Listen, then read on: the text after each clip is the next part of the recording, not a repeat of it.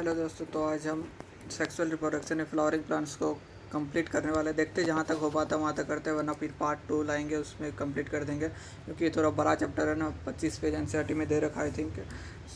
तो फिर देखते हैं जहाँ तक कर पाते हैं। तो चलिए शुरू करते हैं। तो देखिए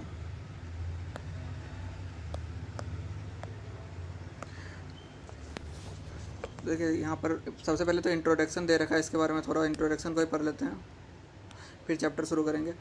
यहाँ दे रखा, are we not lucky that the plants reproduce sexually, the myriads of colour that we enjoy gazing at the scents of perfumes and the soon over the rich color that attract us are all there are aids of sexual reproduction। पहले तो इसने मतलब question ही पूछ लिया कि हम लोग क्या लकी नहीं है कि प्लांट क्या सेक्सुअल रिप्रोडक्शन करता है, और इसने फिर आंसर भी इसने दे दिया। क्योंकि देखो, जो हम लोग फ्लावर में कलर देखते हैं, मतलब जो हम लोग फ्लावर देखते हैं, फिर सेंट देखते हैं, परफ्यूम्स वगैरह देखते हैं, फिर सब चीज़ जो है ना वो प्लांट का सेक्सुअल रिप्रोडक्शन से ही बनता है। अगर सेक्सुअल रिप्रोडक्शन प्लांट पे नहीं होता ना, तो फिर ये सब चीज़ कुछ भी नहीं देख पाते हम लोग।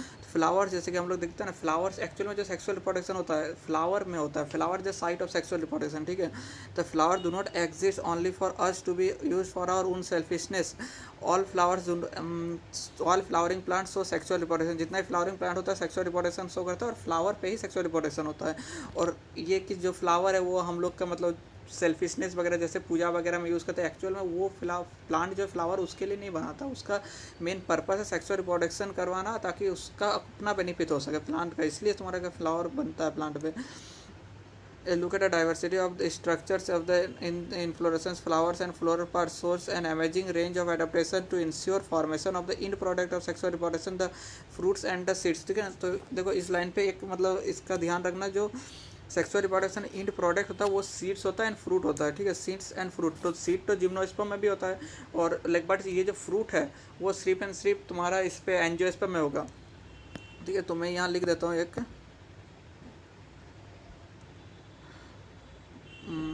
हाँ, in product of sexual reproduction यहाँ लिख देते हैं, ये ध्यान रखना। इन प्रोडक्ट ऑफ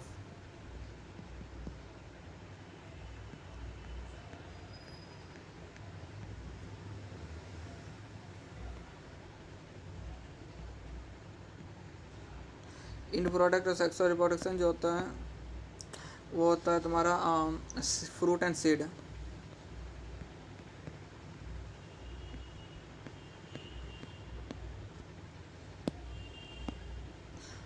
इसको बॉक्स में बंद कर देते हैं। In product of sexual reproduction जो होता है वो फ्रूट एंड सीड होता है, ठीक। इस चीज़ को ध्यान रखना, इसमें क्वेश्चन पूछा जाता है, डायरेक्ट क्वेश्चन पूछा जाएगा। In this chapter let us understand the morphological structure of the plant of sexual reproduction plant. तो देखो, फ्लावर एक fascinating organ of angiosperm. Flower जो होता है एक फैसिनेटिंग ऑर्गन होता है तुम्हारा एंजियोस्पर्म का। क्यों होता है अब ये सब बारे में देखेंगे, ठीक है। तो ये लाइन याद रख लेना, अगर कभी स्टेटमेंट में आ जाए तो ये भी लाइन आ सकता है, हेडिंग से भी क्वेश्चन बन सकता है, ठीक है। देखो, human beings have innate relationship with flower since immemorial. Flowers are object of artistic, ornamental, social, religious, cultural value. They have always been used as a symbol for conveying important human feelings such as love, affection, happiness, grief, mourning, etc। ये सब तो मतलब तुम्हारे के statement में ये सब एक बार कर पढ़ लेना ये सब। देखो, लिस्ट एटलीस्ट 5, ये तो क्वेश्चन पूछ रखा है यहाँ पर। देखते हैं अगला पेज में।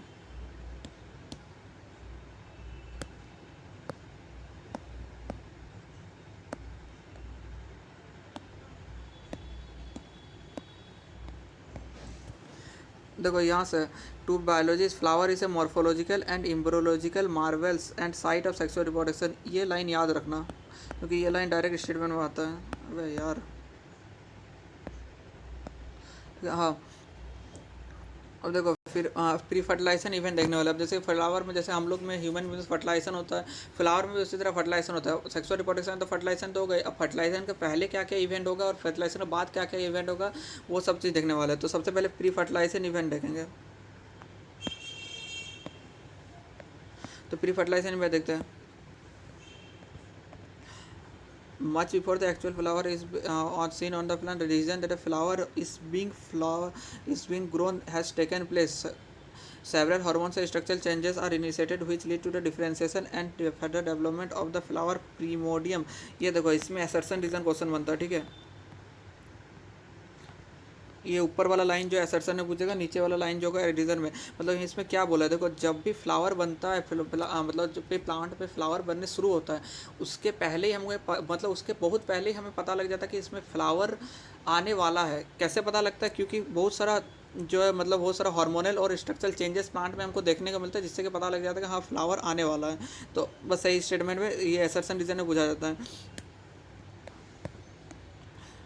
Inflorescence are formed which bear floral bud and then flowers. अब देखो मतलब जैसे कि फ्लावर होता है ना, फ्लावर एक्चुअल में जो छोटा छोटा फ्लावर होता है ना वो अपना एक गुच्छा में रहता है, जिसको हम लोग बोलते हैं इन्फ्लोरेसेंस का टर्म में जानते हैं। लेकिन अगर फ्लावर अगर लार्ज है तो वो इन्फ्लोरेसेंस नहीं बनाता है। इन्फ्लोरेसेंस कब बनाता है? जब वो फ्लावर छोटा छोटा होता है। Inflorescence of found which bear floral buds and then flower. सबसे पहले इन्फ्लोरेसेंस जब उससे फ्लोरल बर्ड्स होगा फिर वो फ्लावर्स में बदल जाएगा। लेकिन in the flower male and female reproductive structures are androecium and gynoecium. ये तो हमने पहले भी पता रखा है, क्योंकि मेल पार्ट को बोलते हैं एंडोसियम और फीमेल पार्ट को हम लोग जिम्नोसियम बोलते हैं। Would you recollect that the androecium consist of whorl of stamen and representing the male reproductive organ and gynoecium representing the female reproductive organ. Androecium का जो होल होता है उसको हम लोग स्टेमेन का नाम से जानते हैं, और जो गाइनोसियम का जो होल होता है उसको हम लोग कार्पेल का नाम से जानते हैं। और गाइनोसियम होता है फीमेल रिप्रोडक्टिव ऑर्गन और मैंडोसियम जो होता है मेल रिप्रोडक्टिव ऑर्गन होता है। तो इस डायग्राम को देखते हैं। यहाँ देखो सबसे पहले तो ये ध्यान रखो, ये जो दिख रहा है ये है तुम्हारा वो स्टेमेन है। स्टेमेन का ये फिलामेंट वाला पार्ट हो गया और ऊपर वाला पार्ट हो गया एंथर, ठीक है। अब ये वाला जो पार्ट दिख रहा है ये फीमेल रिप्रोडक्टिव पार्ट है। अब जैसे कि ये हो गया स्टाइल और ऊपर में हो गया स्टिग्मा और यहाँ नीचे में हो गया ओवरी। तो तीन ही पार्ट होता है, ओवरी, स्टाइल और स्टिग्मा। और वही चीज़ अब देखो अगर हम इसका देखें तो यहाँ पर ये जो स्ट्रक्चर दिख रहा है बड़ा कलर का बड़ा पेटल, अब और यहाँ जो स्ट्रक्चर दिख रहा है सेपल है। तो सबसे अंदर में क्या होता है? सेपल होता है, फिर पेटल होता है। तो अब देखो ये जो सेपल है पेटल है ना, पेटल का काम होता है to attract to attract the petal का काम ही होता है टू अट्रैक्ट द इंसेक्ट या फिर कोई भी पोलिनेटिंग एजेंट को तुम्हारा देखे उसको अट्रैक्ट करने के लिए यूज़ होता है पेटल। और सेपल जो होता है पेटल के अंदर पे रहता है। चलो अगला पेज देखते हैं।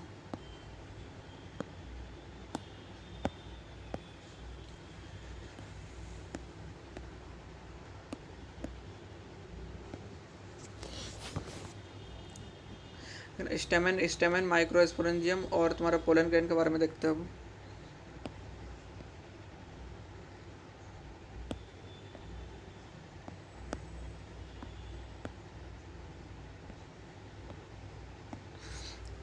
देखो ये फिगर में दिखा रखा है कि स्टेमेन है एक, और उस पर तुम्हारे एक लॉन्ग सिलेंडर फिलामेंट है जिसको हम लोग स्टॉक भी होता है। और तुम्हारे टर्मिनल एंड जो होता है बाइलोड होता है एंथर के नाम से जानते हैं। मतलब ये वाला जो स्ट्रक्चर दिख रहा है यहाँ एंथर है, और ये वाला ये एंथर है, और ये जो स्ट्रक्चर दिख रहा है फिलामेंट है। फिलामेंट को हम लोग स्टॉक के नाम से भी जान सकते हैं।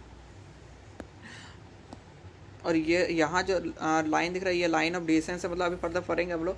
जो एंथर को तुम्हारे देखे उसको एंथर जब मैच्योर हो जाता है उस वो डिसेंस होता है जिससे कि पोलन ग्रेन निकलता है, फिर उसका फिर पोलिनेशन होता है, फिर उसके बाद फर्टिलाइजन होता है। और यहाँ जो दिखा रखा है ये सब पोलन ग्रेन्स है, और फिर पोलन सैक मतलब पोलन सैक के अंदर पोलन ग्रेन होगा, ठीक है। The proximal end of the filament is attach to the thalamus और the petal of the flower. देखो यहाँ जो फिलामेंट है ना, फिलामेंट का जो प्रॉक्सिमल एंड होता है इधर वाला एंड ये नीचे जुड़ा हुआ रहता है, थैलेमस से जुड़ा हुआ रहता है।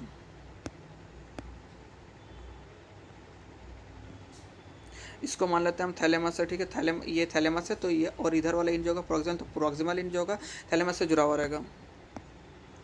The number and length of the stamen are highly variable in different type of species में। तुम्हारे स्टेमन का लेंथ जो है हाईली वेरिएबल, क्यों? क्योंकि फिलामेंट का लेंथ जो होता है वेरिएबल होता है और नंबर भी वेरी कर सकता है। If you are to collect stamen each of 10 flowers each from different species and arrange them on a slide, you would able to appreciate the large variation of size in nature. Careful observation of each stamen under a dissecting microscope and making neat clean diagram would illustrate the range in shape and attachment of anther in flowers. ये तो ठीक है। अब देखो इसके आगे देखते हैं। तुम्हारा एंजियोस्पर्म जो होता है तुम्हारा एंजियोस्पर्म का जो एंथर होता है वो बाइलोड होता है। जनरली एंजियोस्पर्म का जो एंथर होता है वो बाइलोड होता है, याद रखना। और हर एक एक लोब पे 2 थिका होगा, इसलिए हम लोग उसको डाइथिकस के नाम से जानेंगे। ऑफ्टन देखो often longitudinal groove runs lengthwise separating the theca. अब जो एक ये जो दिख रहा है ना, जैसे कि एंथर जब डिसेंस होता है ना एंथर का, तब उसमें लॉन्गिट्यूडनली डिसेंस होता है, ठीक है। और उससे के क्या होता है 2 थिका है, 2 थिका को सेपरेट कर देता है। जैसे कि ये है तुम्हारे का सपोज एक थी का, इधर वाला एक थी का, अब ये मान लो लाइन ऑफ डिस्टेंस है, तो दो थी का अलग अलग सेपरेट हो गया कि नहीं, बस वही है. Let us understand the various type of tissue and their organization in the transverse section of the anther. The bilobe nature of the anther is very distinct in transverse section of the anther. The bilobe nature, अब ये जो anther का bilobe nature जो है तुम्हारे के very distinct in transverse section of the anther, मतलब anther जो होता है बाइलोब होता है, बस इतना बोला गया. Anther is of four lobe tetragonal shape का देखने को मिलता है, कंसिस्टिंग फोर माइक्रोस्पोरेंजिया, हर एक तुम्हारे के मतलब टेट्रागोनल शेप होता है, तो टोटल स्पोरेंजिया जो होता है 4 होता है. ठीक है, देखो ये एक हो गया, 2 हो गया, 3 हो गया, 4 हो गया. तो एक एंथर के अंदर स्पोरेंजियम जिसको हम लोग पोलन सैक के नाम से भी जानते हैं, वो कितना होता है, 4 होता है. और उसके अंदर में पोलन ग्रेन होगा जिसको हम लोग माइक्रोस्पोरेंजिया भी बोल सकते हैं. Located at the corners of each lobe, हर एक का कॉर्नर्स पे है ना, इधर वाला कॉर्नर हो गया, इधर वाला कॉर्नर हो गया, तो चारों साइड कॉर्नर पे होगा. The microsporangia develop further and become pollen sac, मतलब इनिशियली जो होगा इसको हम लोग माइक्रोस्पोरेंजिया बोलते हैं, फिर जो फर्दर डेवलपमेंट होने के बाद इसको हम लोग पोलेंसेक का नाम से जानते हैं. और इन माइक्रोस्पोरेंजिया के अंदर होगा माइक्रोस्पोर, और फिर जब वो डेवलप होकर पोलेंसेक बन जाएगा, उसके जो फिर माइक्रोस्पोरेंजिया को भी हम लोग पोलन ग्रेन के नाम से जाना जाएगा. ठीक है, हाँ. They extend longitudinally all through the length of the anther and are packed with pollen grains. मतलब इसके अंदर है पोलन ग्रेन्स होने वाला, मतलब पोलन सेक बन गया तो उसके अंदर पोलन ग्रेन्स होगा, वही लिखा हुआ है. स्ट्रक्चर ऑफ माइक्रोस्पोरेंजिया देखो, अब अगर ट्रांसफर सेक्शन से देखें, ए typical microsporangia appears nearly circular outline, मतलब माइक्रोस्पोरेंजिया का शेप पूछ सकता है, सर्कुलर आउटलाइन होता है. ठीक है ना, सर्कुलर शेप का होता है. It is generally surrounded by 4 walls, epidermis, endothecium, middle layer और टेपिटम. 4 लेयर से बनता है, एपिडर्मिस, इंडोथीसियम, मिडिल लेयर और टेपिटम से बनता है. लेकिन outer 3 layers perform the function of outer 3 layers perform the function of protection and help in distance of the anther to release the pollen. जो बाहर का 3 लेयर है वो क्या करेगा ना, एंथर का डिस्टेंस करने में हेल्प करेगा और प्रोटेक्शन करने में हेल्प करेगा. लेकिन जो इनरमोस्ट लेयर है, अब देखो इनरमोस्ट लेयर देखते हैं, लेकिन जो इनरमोस्ट लेयर है जिसको हम लोग टेपिटम के नाम से जानते हैं, वो क्या करता है ना, नरिश करता है डेवलपमेंट पोलन ग्रेन्स, और पोलन ग्रेन का जब डेवलपमेंट होता है उसको नरिशमेंट प्रोवाइड करता है. Cells of the tapetum possess dense nucleus and generally have more than one nucleus. tapetum के पास जो होता है एक से ज़्यादा न्यूक्लियस होता है. क्यों होता है? Due to free nuclear division. ठीक है,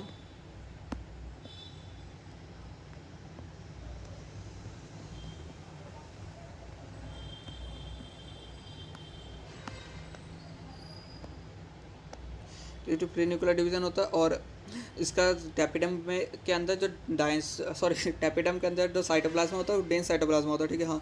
अब देखो आगे देखते हैं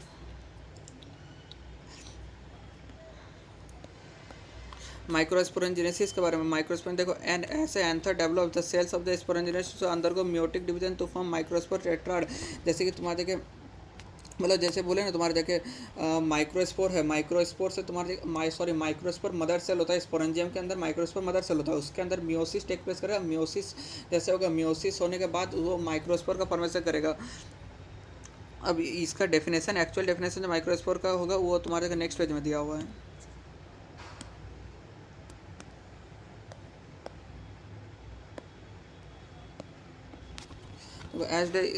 as each cell of the, अरे यार,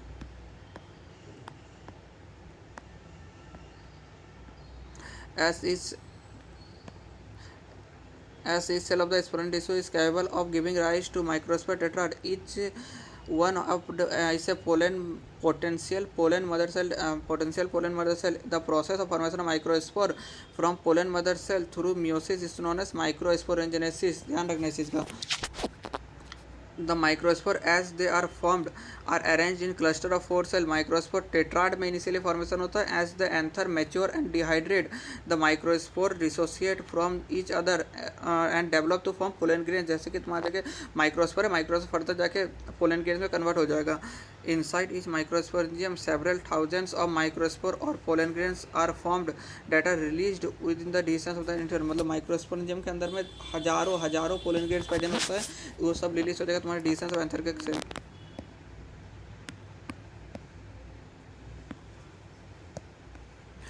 pollen grain, the pollen grain represent the mail gametophyte को, पोलन ग्रेन डिपेंड करता है मेल गेमेटोफाइट को. If you touch the touch and the open anther of hibiscus or any other flower, you would find deposition of yellowish powdery pollen grain on your fingers. Sprinkling the grains on the drop of water, take a glass slide and observe under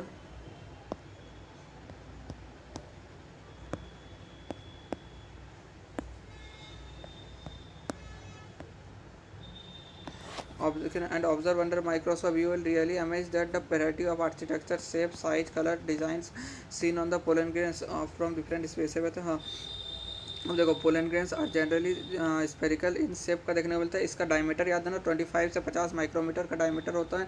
it has prominent 2 layer वाल, 2 layer मतलब देखो pollen grain के अंदर 2 ही layer का वाल होगा. Exine हो जाएगा और एक इंटाइन होगा. Exine is made up of sporopollenin से बनता है which is one of the most resistant organic material known. It can withstand high temperature और स्ट्रॉन्ग एसिड और एल्कली मतलब एसिड एल्कली टेम्परेचर सबको विथस्टैंड कर लेगा. No enzymes can degrade sporopollenin as so far known. Pollen grain exine has prominent aperture. Pollen grain का जो exine होता है उस पर एपर्चर होता है जिसको हम लोग जर्म पोर के नाम से जानते हैं. Where the sporopollenin is absent. Pollen grain are well preserved as fossils because of the presence of the sporopollenin. क्योंकि जो स्पोरोपोलेनिन के प्रेजेंस के इसको हम लोग फॉसिल्स की तरह भी यूज़ कर सकते हैं. The exine exhibit fascinating area of patterns and design. तो एक्साइन जो होता है तुम्हारा fascinating area of patterns and design exhibit करता है. और अगर इसके आगे देखें देखो इनर वाल को हम लोग पोलन ग्रेन का बोलते हैं हम लोग इंटाइन के नाम से जानते हैं. It is a thin and composite. It is thin and continuous made of cellulose और पेक्टिन से बनता है. इंटाइन जो होता है ना सिमिलर होता है सेकंड मतलब प्राइमरी सेल वाल के सिमिलर होता है इसलिए सेलुलोज पेक्टिन से बनेगा और कंटिन्यूस लेयर होने वाला है. The cytoplasm of pollen grain is surrounded by plasma membrane. When the pollen grain is mature, it contains 2 cells. जब पोलन ग्रेन मैच्योर होता है उसके 2 सेल होगा vegetative cells and generative cell पैदा होने वाला. The vegetative cell is bigger has abundant food reserve material होगा और लार्ज इरेगुलर शेप न्यूक्लियस होने वाला है. जनरेटिव सेल का बात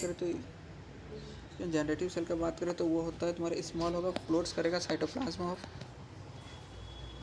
जनरेटिव सेल जो होगा तुम्हारा स्मॉल होगा floats in the cytoplasm of the vegetative nucleus. देखो आप देखो क्या कहाँ पर रहते हैं. हाँ जनरेटिव सेल जो होता है स्मॉल होता है floats in the cytoplasm of the vegetative cell. It is spindle shape का होता है. डेंस साइटोप्लाज्मा जनरेटिव सेल में होता है एंड हैज़ ए न्यूक्लियस. और 60% एंजियोस्पर्म में क्या होता है ना पोलन ग्रेन सेट हो जाता है 2 सेल स्टेज में. In the remaining species the generative cell divides mitotically. और बाकी जितना 40% रिमेनिंग स्पेसिस उसमें जनरेटिव सेल जो है डिवाइड करेगा mitotically to give rise to 2 male gametes. और मेल गैमेट्स जो नॉन मोटाइल मेल गैमेट्स होने वाला है before pollen grain cell direct cell stage में.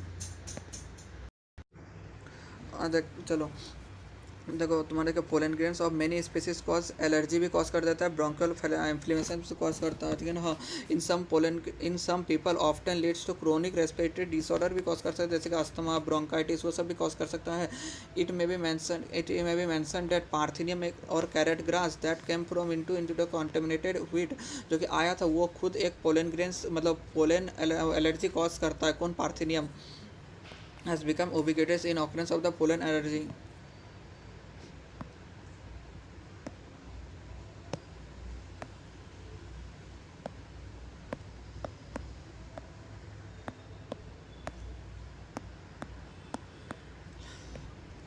देखो आगे देखते हैं यहाँ पर pollen grains are rich in nutrients. बहुत ही ज़्यादा रिच होता है. It has been fashion in recent year to use pollen tablets as a food supplement की तरह यूज़ करते हैं इन वेस्टर्न कंट्रीज. जैसे कि तुम्हारा large number of pollen products को यूज़ किया जाता है in the form of tablets syrups are available in the market. Pollen consumption has been claim to increase the performance of the athletes and horse race में performance को बढ़ाने का जिम्मा लिया गया है.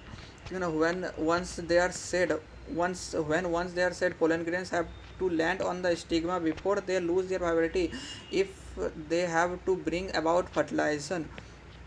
How long do you think the pollen grains retain viability? वो variable period के लिए viability retain करता है. The period of which the pollen grains remain viable is highly variable. To some extent it depends on temperature and humidity पे तुम्हारे जगह ये depend करता है. In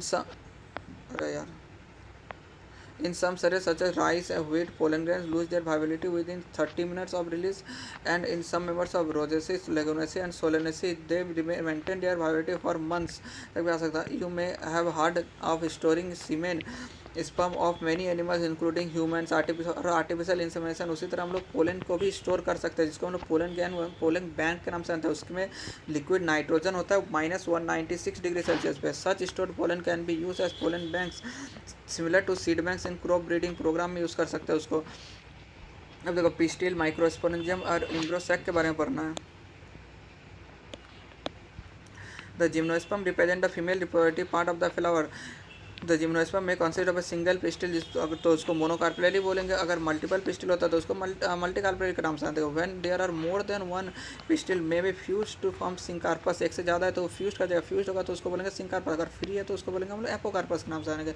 each pistil has 3 part. हर एक पिस्टिल का तुम्हारा 3 पार्ट होगा। Stigma, style, ovary. Stigma serves as a landing platform for pollen grains. The style is the elongated cylindrical part beneath the stigma. The basal burst part of the pistil is called ovary. Inside the ovary, ovarian cavity, जिसको हम locule के नाम से जानते हैं। The placenta is located inside the ovarian cavity. के अंदर में प्लेसेंटा का, प्लेसेंटा के ऊपर में ओव्यूल होगा। Recall the definition and types of placentation that you studied in class 11। अब देखो आगे देखते हैं।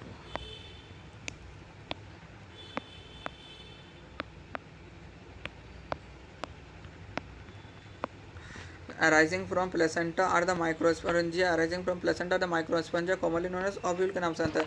एक्चुअल में ओव्यूल जो होता है ना उसको हम लोग माइक्रोस्पोरेंजिया या फिर इंटुगुमेटेड माइक्रोस्पोरेंजिया बोल सकते हैं। The number of ovules in the ovary में बी 1, जैसे कि व्हीट, पैडी, मैंगो में होता है, लेकिन वही मैनी भी हो सकता है। पपाया हो गया, वाटरमेलन, ऑर्चिड हो गया, ये सब में नहीं होता है।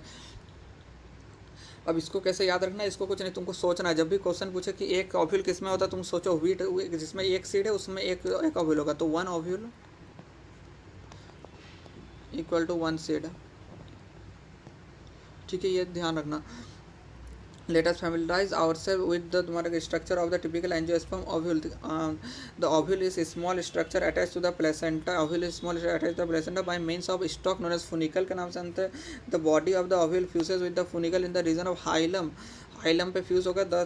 Thus hilum represent the junction between the ovule and the funicle. Each ovule has 1 or 2 protective envelopes, जिसको हम लोग इंटुगमेंट्स का नाम से जानेंगे। Integuments encircle the nucleus except at the tip where the small opening called micropyle is organised. Opposite to the micropyle end the is a chalaza representing the base of the ovule. तो chalaza ध्यान रखना, base of the ovule होता है। Base of the ovule chalaza होता है। जो हम लोग पढ़ते हैं ना, ये जो होता है एनेट्रोपस ओव्यूल पढ़ते हैं, इसलिए तुमको लगता है कि चलाजा जो है सबसे ऊपर साइड में प्रेजेंट है। एक्चुअल में ऐसा नहीं होता। ठीक है, chalaza base of the ovule होता है। Enclosed within the incumbents is the mass of cells called nucleus. Cells of the nucleus have abundant reserve food materials होता है located। एक second. Located in the nucleus is the embryo sac और female gametophyte. Embryo sac हमारा nucleus में embryo sac या फिर female gametophyte होगा, तो एम्ब्रियोसैक रिप्रेजेंट फीमेल गैमेटोफाइट, लेकिन pollen grain represent male gametophyte. ध्यान रखना इस चीज़ का। And ovule generally has a single embryo sac formed from a micromegaspore. तो एक ही एम्ब्रियोसैक ज़्यादातर ओव्यूल्स में होता है। देखो मेगास्पोरेंज जैसे हम लोग देख लिए माइक्रोस्पोरेंज। अब megasporangium the process of formation of megaspore from the megaspore mother cell, उसको बोलेंगे मेगास्पोरेंजेनेसिस के नाम से जानेंगे। Ovule generally differentiate a single megaspore mother cell in the micropylar region. In the micropylar region देखो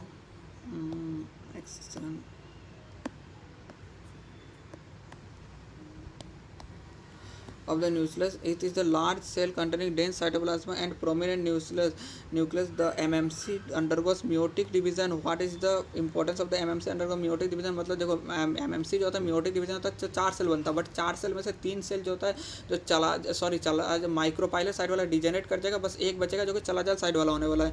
म्यूसिल result in formation of 4 megaspore का formation होगा, but 3 degenerate कर जाता है। ध्यान रखना। In majority of the flowering plants one of the megaspore is functional. एक ही बस्ता 3 डिजेनरेट कर जो बस्ता उसको फंक्शनल मेगास्पोर के नाम से जानते हैं, और चलाजाल साइड में होता है इसलिए उसको चलाजाल मेगास्पोर भी बोल सकते हैं। While the other 3 degenerate only the functional megaspore develops into female gametophyte और एम्ब्रियोसैक। मेगास्पोर जो फंक्शनल होगा वही तुम्हारा फीमेल गैमेटोफाइट में बदल जाएगा। This method of embryo sac formation from a single megaspore turns into monosporic development. इसी को हम लोग मोनोस्पोरिक डेवलपमेंट का नाम से जानते हैं। ठीक है, ध्यान रखना इसको। फीमेल गैमेटोफाइट का बनना फ्रॉम 1 मेगास्पोर, इसमें मोनोस्पोरिक डेवलपमेंट। अब यहाँ पूछ रखा व्हाट इज द प्लॉइडी वगैरह पूछ रखा, तो इसको कर लेना question.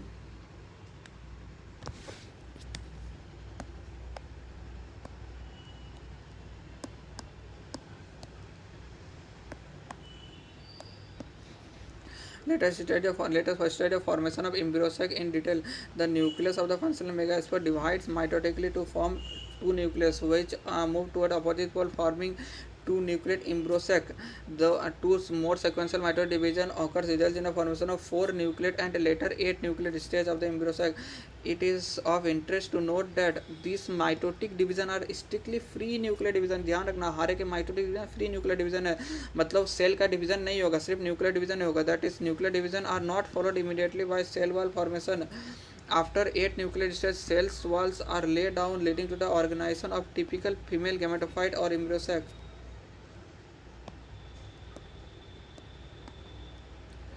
Observe the distribution of the cells inside the embryo sac.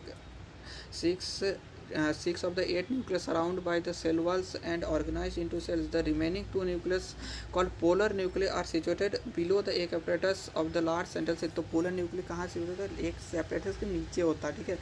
तुमको मतलब बेंडिंग ओवल से नहीं देखना, ऑर्थोट्रोपस ओवल से देखना, तो फिर वो एक apparatus के नीचे होता है, ठीक है ना. ये स्टेटमेंट ध्यान रखना.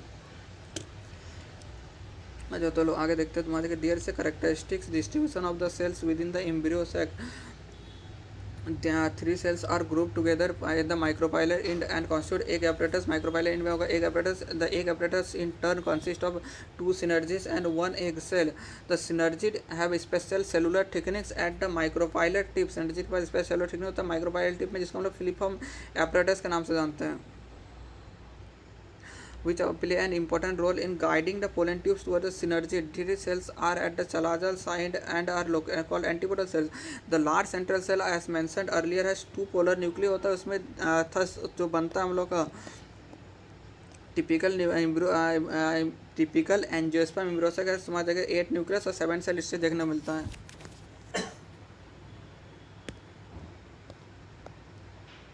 In the preceding session, you have learned that male and female gametes in flowering plants are produced by the pollen grain, and male and female gametes जो बनता है पोलन ग्रेन और एम्ब्रियो सैक बनाता है, जैसे कि respectively as both of gametes are non motile. देखो motility जो होता है ना, जैसे कि हम लोग ब्रायोफाइटा टेरिडोफाइटा से एंजियोस्पर्म की तरफ जाते हैं, motility of male gamete decrease होता है. मतलब ब्रायोफाइटा टेरिडोफाइटा में तो मोटिलिटी होता है मेल गैमेट का, बट एंजियोस्पर्म जिम्नोस्पर्म में मेल गैमेट जो होता है मोटाइल नहीं होता. मेल गैमेट फीमेल गैमेट तो ऑलरेडी मोटाइल नहीं होता किसी में भी, मेल गैमेट भी मोटाइल नहीं होता है. They have to be brought together for fertilization to occur, इसलिए हम लोग को पोलिनेशन का जरूरत पड़ता है. अब देखो पोलिनेशन देखते हैं. Pollination is the mechanism to achieve this objective, transfer of pollen grains shed from the anther to the stigma of the pistil स्टैम्बलेस. पोलिनेशन का नाम से आता है. Flowering plants have evolved an amazing array of adaptation to achieve pollination. They make use of external agent का use करता है to achieve pollination. Kind of pollination देखते हैं. सबसे पहले autogamy. It is in this type of pollination in this type of pollination autogamy का मतलब देखो, in this type of pollination is achieve with the same sense flower, transfer of pollen grains from anther of the stigma of the same flower. Flower भी same होना चाहिए in a flowering plant which opens and expose the anther. Complete autogamy is rather rare, जिसको हम लोग chasmogamous flower के नाम से जानते हैं. उसमें कंप्लीट ऑटोगेमी बहुत कम चांसेस होता है. Autogamy in such flower requires synchronise pollen release and stigma receptive, and also the anther and the stigma should be, देखो should like close to each other. मतलब अगर तुमको वो चाहिए क्या कहते हैं, अगर तुमको चाहिए ऑटोगेमी होना चाहिए, तो फिर तुम्हारा एंथर एंड द स्टिग्मा जो है क्लोज टू ईच अदर होना पड़ेगा. Lies close to each other so that self pollination can occur. Some flowering plant जैसे कि वियोला कॉमन पेंसी के नाम से, the Oxalis and Commelina produce 2 types of flower, जैसे चैस्मोगेमस और क्लिस्टोगेमस दोनों प्रोड्यूस करता है. तो इसको ध्यान रखना COV से. कैमेरोना ऑक्जेलिस वियोला जो होता है तुम्हारे चैस्मोगेमस फ्लावर और क्लिस्टोगेमस दोनों फ्लावर होता है, which are similar to flowers of the other species that expose anther and the stigma. मतलब एक्सपोज कर देता है. चैस्मोगेमस फ्लावर वो होता है जो कि एक्सपोज कर दे, और क्लिस्टोगेमस वो होता है जो कभी भी ओपन ही ना हो, not open at all. In such flowers the anther and the stigma like close to each other. मतलब क्लिस्टोगेमस फ्लावर में एंथर एंड द स्टिग्मा जो होता है close to each other lie करता है, जिसमें कि तुम्हारा ऑटोगेमी हो सकता है. चैस्मोगेमस फ्लावर में ऑटोगेमी नहीं होगा, क्लिस्टोगेमस फ्लावर पर ऑटोगेमी होगा. When the flowers dehisces, the flower buds pollen grains come in contact with the stigma to attract pollination. Thus, clistogamous flower are produced invariable. Autogamous बोलते हैं उसको, as there no chance of cross pollination. कोई chance ही नहीं, क्योंकि वो खुद बंद है ना भाई, क्रॉस पोलिनेशन कैसे चांस हो सकता है. Landing on the stigma, cleistogamous flower produce assured seed set produce करेगा even in the absence of pollinators.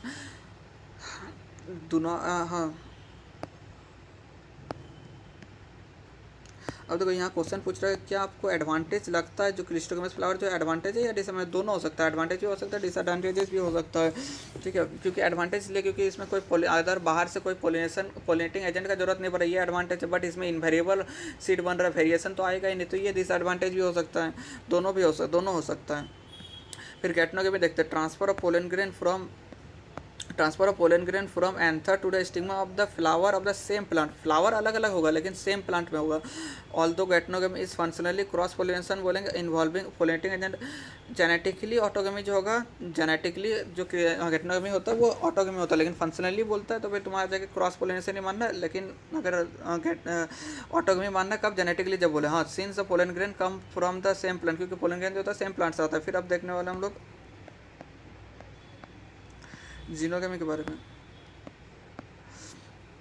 Transfer of pollen grain from anther to the stigma of the different plant. Transfer पूरा plant ही different होता है तब उसको बोलेंगे xenogamy. This is the only type of pollination where during pollination bring genetically different pollen grains to the stigma. मतलब पूरा का पूरा डिफरेंट पोलन ग्रेन से जेनेटिकली है, तो फिर तुम्हारा क्या आंसर मारना है, जीनोगेमी मारना, ठीक है।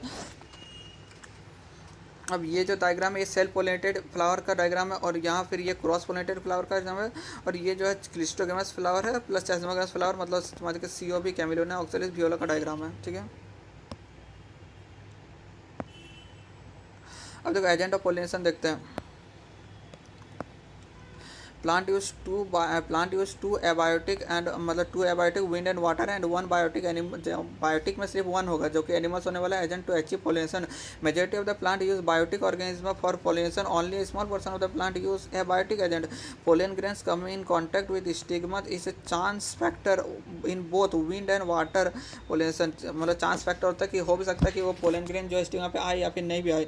To compensate for the uncertainties and associated with the loss of pollen grains, the flowers produce enormous number of plant pollen when compared to the number of the ovules available in the pollination.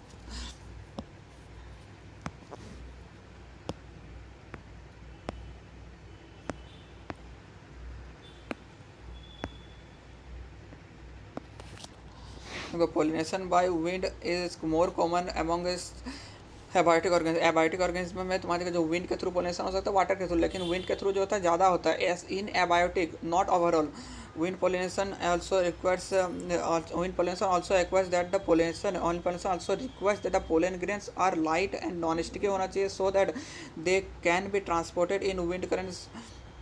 They often possess well exposed stamen होना चाहिए so that pollens are easily dispersed in the wind currents and are large often feathery stigma present होता है and to easily trap the airborne pollen grains. Wind pollinated flowers often have a single ovule in each ovary. Wind pollinated flowers में जो मतलब ovules जो होता है एक ही होता है, बट पोलन ग्रेन्स को प्रोड्यूस इनॉर्मस नंबर में करना चाहिए। And enormous flower packed into inflorescence, और जो फ्लावर जो होता है बहुत ही ज़्यादा होता है और छोटा छोटा होता है इसलिए पैक्ड होता है इन्फ्लोरेसेंस में। Familiar example is the corn Bob. The ears you share nothing but the stigma and the style which wave in the wind to trap pollen grains. Wind pollination is quite common in grasses. Grasses में जो होता है wind pollination ज़्यादातर देखने मिलता है। और wind pollination का एग्जांपल क्या क्या हो गया, grasses हो गया प्लस corn bob हो गया, ठीक है ना। grasses और corn bob दोनों wind pollination का एग्जांपल हो गया।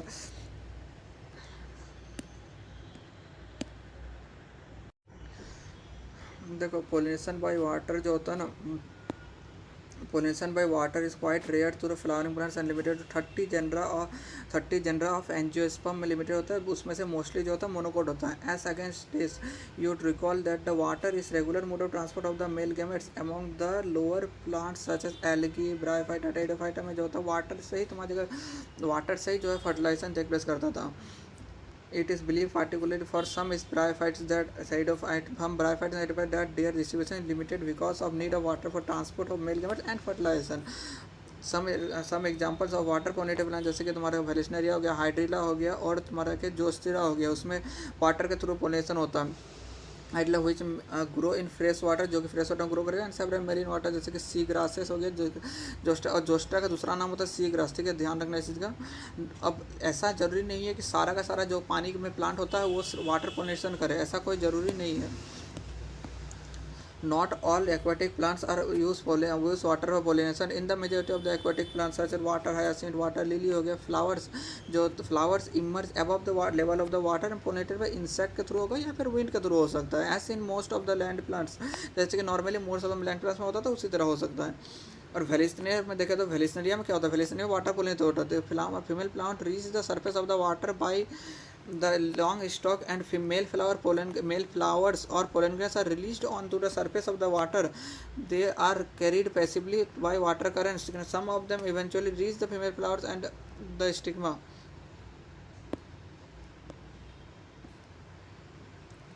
In another group of water pollinated plants जैसे कि sea grasses हो गया, female flowers may remain submerged in water and the insect pollen and the pollen grains are released inside the water. Inside अंदर में pollen grains release हो जाएगा. हाँ, pollen grains in many such species जो होता है long ribbon like हो सकता है and they are carried passively in water. passively जो होता है carried out होता है. some of them reach the stigma and achieve pollination.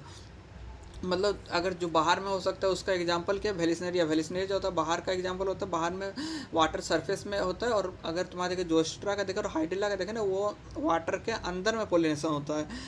In most of the water pollinated species pollen grains are protected by wet covering, जो कि mucilaginous covering से protection रहता है ताकि मतलब वो पोलन ग्रेन जो है ख़राब ना हो जाए क्योंकि वाटर में रहेगा ना सब समय.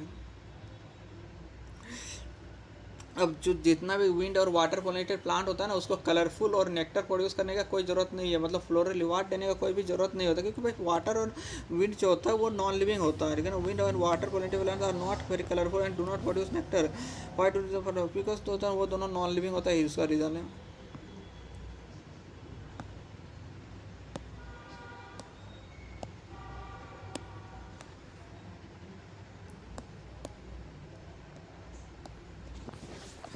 Majority of the flowering plants use range of animals in pollinating agent, जैसे कि तुम्हारे बीज का butterflies, flies, beetles, wasp and moths, birds, तुम्हारे sunbirds and hummingbirds and bats are common pollinating agent. ये सब का तुम्हारे के और लिविंग बींग्स का पोलिनेटिंग एजेंट होता है. अमॉन्ग द तुम्हारे देखे animals insect particularly the bees are dominating biotic elements. अगर उसमें से एनिमल्स में देखें तो बीज जो होता है बायोटिक डोमिनेंट पोलिनेटिंग एजेंट होता है. लेकिन हाँ, even larger animals such as तुम्हारे प्राइमेट्स हो गए. प्राइमेट्स का example lemurs, arboreal, tree dweller, rodent और इवन तुम्हारे रेप्टाइल्स जैसे गीको लिजर्ड, गार्डन लिजर्ड हो गया, also been reported as pollinators in some species.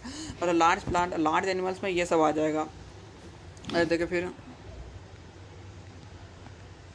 Often flowers of animal pollinated plants are specially adapted for particular species of animals. Often flowers of animal pollinated plants जो होता है specially adapted for particular species animals के लिए होता है. जैसे क्योंकि सारा फ्लावरिंग प्लांट्स में ऐसा तो जरूरी नहीं है कि सारा जितना भी फ्लावरिंग प्लांट्स है वो सब एक ही एनिमल से ही तुम्हारे को पोलिनेशन करे, है कि नहीं. ऐसा कोई जरूरी नहीं है. कोई कोई इंसेक्ट से करवाता है, कोई कोई बैट से हो सकता है, कोई कोई तुम्हारे बीज से हो सकता है कि नहीं. Majority of insect pollinated flowers are large होता है, कलरफुल होता है, फ्रेगनेंट होता है क्योंकि ये लिविंग ऑर्गेनिज्म है तो फिर उसको कलरफुल होना ही पड़ेगा. And rich in nectar. When the flowers are small they are number of flowers are clustered into inflorescence and make them conspicuous, ताकि अच्छा से देख सके. Animals are attracted to flowers by colour और फ्रेगनेंस से अट्रैक्ट हो सकता है. The flowers pollinated by flies and beetles secrete fouls odor to attract these animals. To sustain animals visit, the flowers have to provide rewards to the animals. To sustain animal visit, the flowers have to provide reward. मतलब animal visit करते रहे इसलिए तुम्हारे के flower को उसको जो है फ्लोरल रिवार्ड ही प्रोवाइड करना पड़ेगा. Nectar and pollen grains are the usual flower rewards होता है. For harvesting the reward from the flower the animals visitors comes in contact with the anther and the stigma. The body of the animals get coating of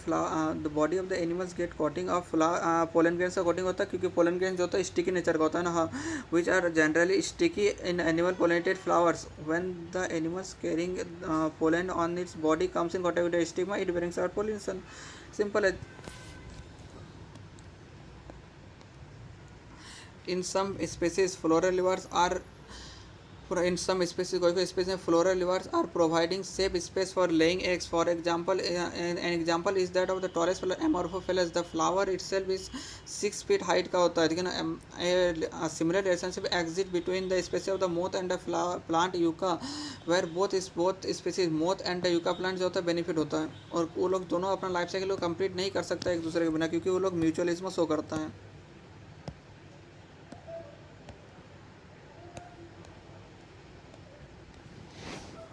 Cannot complete their life cycle without each other. The moth deposits its egg on the locule of the ovary of the flower and in turn gets pollinated by the moth. The larva of the moth come out of the eggs and the seeds start developing. The larva of the moth come out of the eggs as the seeds start developing. देखो अब यहाँ से तो ये question पूछ रखा है इसको, तो इसके बाद देखते हैं आउटब्रीड डिवाइसेस.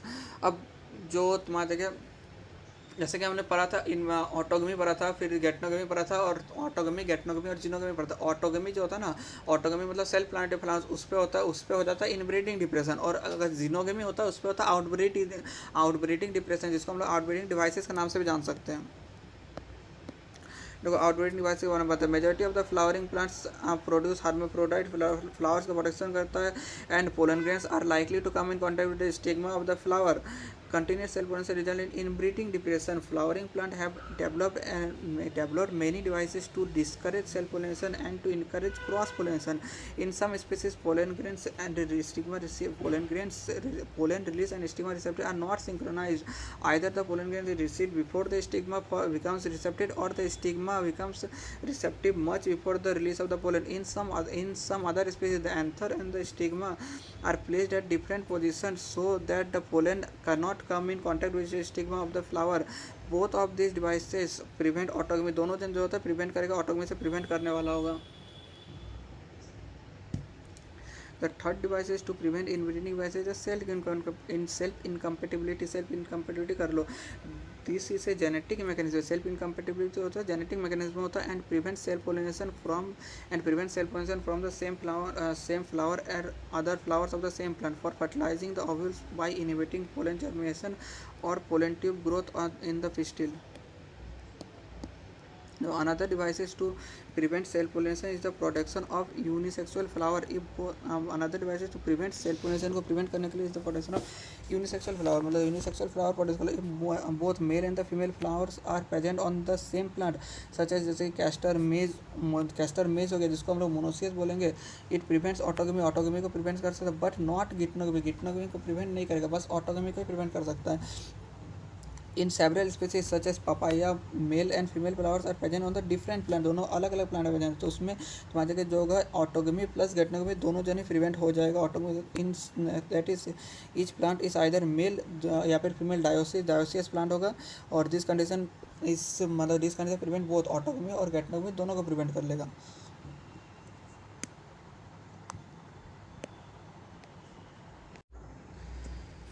चलो आज इतना ही दूर तक करते हैं, फिर इसका पार्ट 2 लाएंगे, पार्ट 2 में कंप्लीट कर देंगे. Thank you for watching.